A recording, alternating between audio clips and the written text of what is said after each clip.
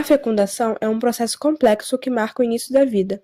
Ela ocorre quando o gameta masculino, o espermatozoide, se encontra com o gameta feminino, o óvulo, resultando na formação de um zigoto.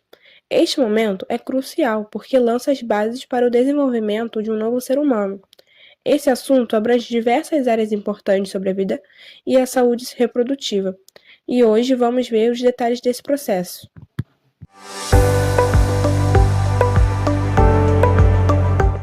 Para conseguirmos entender esse processo, vamos partir de um ponto inicial, que é o homem produzir uma boa quantidade de material biológico saudável e o perfeito funcionamento do órgão reprodutor feminino. Para acontecer a fecundação, a mulher tem que estar em período fértil, que é quando os ovários liberam um óvulo maduro. A trajetória desse material começa nas tubas uterinas ou trompas de falópio, onde se encontra com o espermatozoide para que aconteça a fecundação. Durante a relação sexual, o homem libera milhares de espermatozoides, mas muitos acabam sendo eliminados por conta do pH ácido do canal vaginal, ou acabam se perdendo na estrutura do órgão reprodutor feminino. Poucos conseguem chegar até a tuba uterina, onde somente um vai fecundar o óvulo. O espermatozoide vive durante 48 a 78 horas dentro do órgão reprodutor feminino, e o óvulo pode ser fecundado em até 24 horas. Assim, com sua velocidade média de 3 milímetros por segundo, os espermatozoides acabam tendo que agitar 800 vezes a sua cauda, o flagelo, para que consigam chegar às trompas entre 15 a 45 minutos após a ejaculação.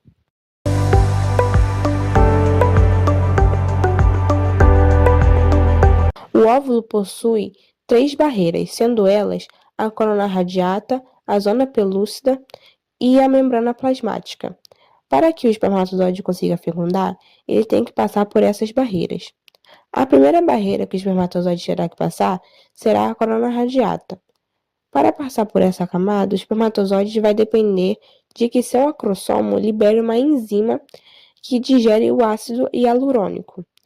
E assim que ela entrar em contato com a corona radiata, ela acaba abrindo um espaço nessa camada, pois a corona radiata está cheia de uma substância que é riquíssima em ácido hialurônico.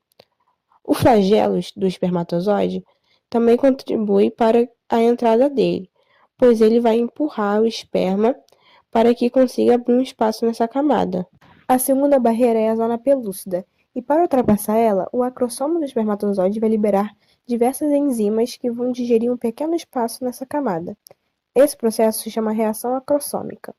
Depois que o espermatozoide ultrapassar a zona pelúcida, acontece um processo chamado de reação cortical, que é o óvulo liberar grânulos corticais que contêm enzimas que vão modificar a zona pelúcida, tornando-a impermeável e impedindo de outros espermatozoides entrem e fecundem com o óvulo.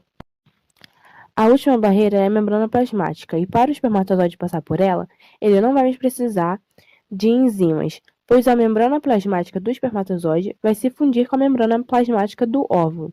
Logo, os núcleos dessas células haploides fundem-se em uma coisa só, para formar a primeira célula do novo ser, o zigoto. Tudo que entra na membrana plasmática do óvulo, sem ser o núcleo do esperma, vai ser degradado pelo próprio óvulo.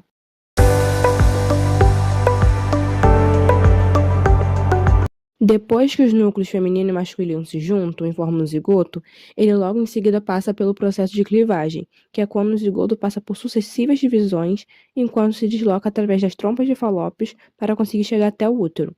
Primeiro ele se divide em 2 células, depois em 4 e por último 8. Quando já existem de 12 a 32 células, o conceito é chamado de mórula. Depois, ele se torna uma esfera oca de células chamada de blastocisto. Ele possui uma massa de células germinativas no seu interior, chamado de embrioblasto, que faz com que ele, na hora que caia em direção ao útero, se prenda na parede uterina, no endométrio. E se tudo correr bem na implantação do blastocisto, ele continuará o desenvolvimento do embrião e terá início a gravidez. Quando a fecundação não ocorre, o óvulo é absorvido pelo organismo e o endométrio, que estava se preparando para receber o óvulo, é descartado em forma de menstruação. A fecundação pode não ocorrer por conta da infertilidade do casal. Essa condição pode afetar tanto os homens como as mulheres e pode ser causada por diversos fatores. Por exemplo, nas mulheres pode ser causado por irregularidades hormonais, problemas ovulatórios, obstruções nas tubas uterinas ou condições como a síndrome do ovário policístico. Já nos homens pode estar relacionado a problemas na reprodução de espermatozoides, como a motilidade reprodutiva, baixa contagem ou anomalias na morfologia.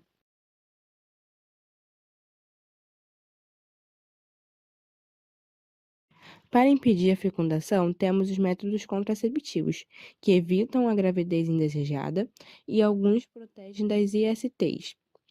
Existem vários tipos de métodos contraceptivos: métodos de barreira, métodos hormonais, métodos cirúrgicos, etc.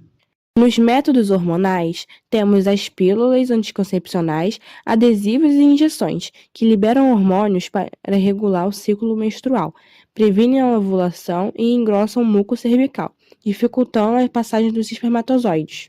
Nos métodos de barreira, temos os métodos anticoncepcionais, como preservativos masculino e feminino, diafragmas e esponjas que criam uma barreira física entre o espermatozoide e o óvulo.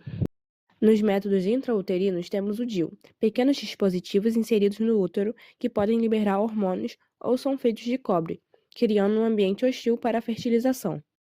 Por último, temos os métodos cirúrgicos, como a laqueadura nas mulheres e a vasectomia nos homens.